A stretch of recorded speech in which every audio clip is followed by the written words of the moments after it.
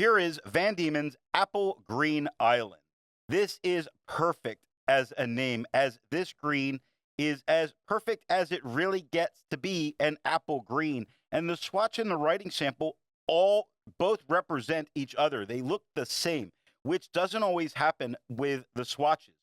This gives a good consistent tone as paper changes, making it a boring ink. And boring is good. Good to know what to expect. With the right paper, it also shades really well. On non-fountain pen friendly paper, some aggression is there as it can get deep into the paper, but I don't see this having any issues with feathering. This is a very nice green that I just don't see getting a bottle of for myself. It's more that I have a green ink that I truly love.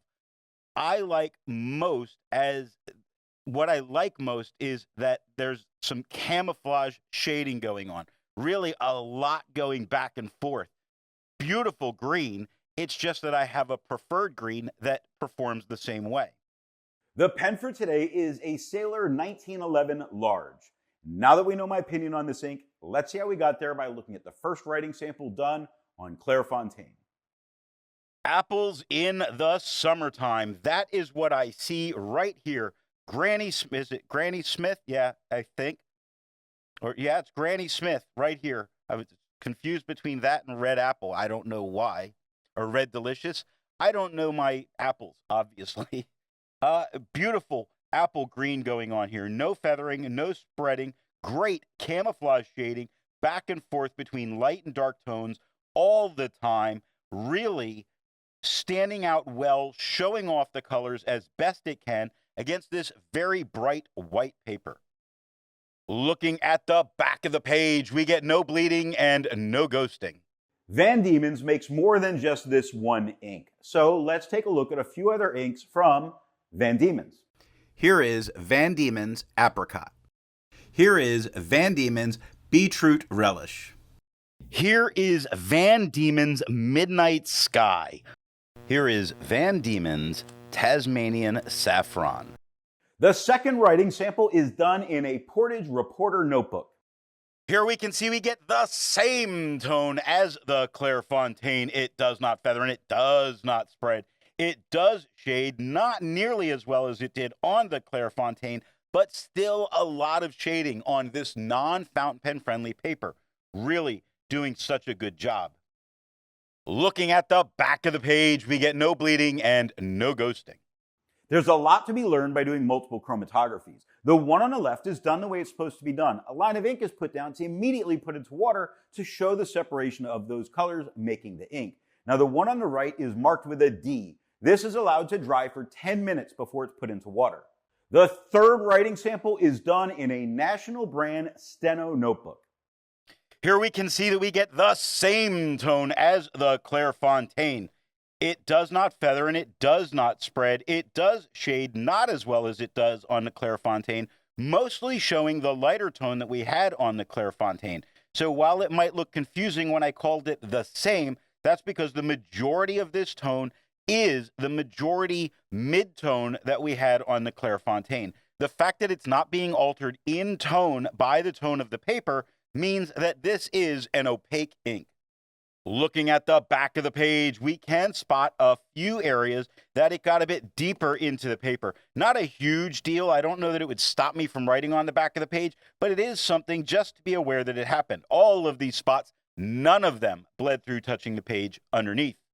Resistance tests are done to see how well this ink can be expected to perform on the page, and more importantly, how hard it may be to clean from your pen. Now, the smear is allowed to dry for 3 days before testing it. In the upper left, you can see where there is highlighter. In the upper right, that is pen flush. The lower left has a 1/3 bleach solution, and the lower right has plain old water. The next writing sample is done in a Rhodia notebook. Here we can see the same tone as the Clairfontaine. It does not feather and it does not spread. It does shade just as well as it did on the Clairfontaine, just maybe not as dark as frequently as it did on the Clairfontaine. Most importantly with this paper, it stands out against the quad rule without any kind of a problem, making that quad rule melt into the background. Looking at the back of the page, we can see some areas that the ink got definitely fairly deep into the paper, never getting to the point that it bleeds through touching the page underneath, but there is a little bit of spotting going on. Now, I would probably continue my writing back here because those spots are tiny. You probably didn't see them and wouldn't have if I didn't circle them. I can see them in person, just as something to be aware of because this is a coated paper. With over 1,000 inks reviewed, let's take a look at a few more green inks. Here is Ackerman, their number 26. Here is Califolio Olive. Here is KWZ Iron Gall Green Gold. Here is Organic Studios Walt Whitman. All of the inks that you just saw have a review here on the channel. Now, the next writing sample is done in a composition lab notebook. Here we can see the same tone as the Clairfontaine, and it's not being made flatter and more muted on this paper. It's really standing out well, which I was a little surprised at this point, only because I expected more reaction based on what I saw with the toned paper.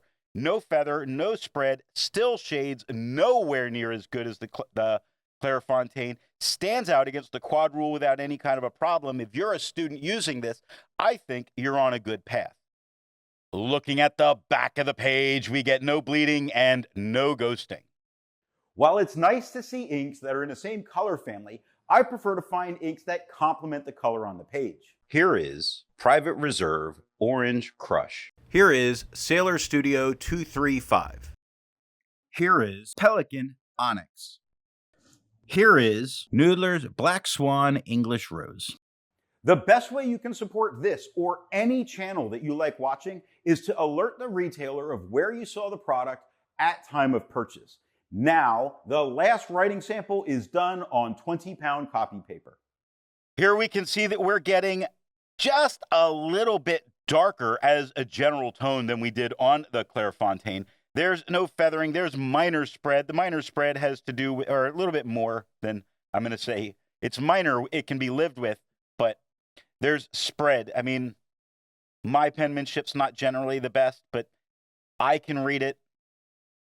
I don't know that this is a go-to. Maybe if you were using a very fine, very dry pen, this would be much better. The pen that was used, not the best choice for dealing with this paper. In general, then, I'd say this might be okay. You'd have to test with the pen that you prefer to use on this paper. Looking at the back of the page, you see that even with that little bit of writing, there is a ton of ghosting very deep into the paper. I would not be writing on the back of this page, but nothing bled through touching the page underneath. So what nib and pen do I think are going to give the best writing experience with this ink? My Sailor 1911 Large has a slightly wet zoom nib, which gives a good consistent tone as well as a little bit of shading. In many cases, a little more than a little bit of shading. Choose that paper well. For normality, I tried a wet fine off camera. The tone was unchanged and it did shade a little bit better. The zoom nib is fun to play with. I'm just not especially good at writing with it. So I say go for a wet fine for a green delicious goodness it has to offer.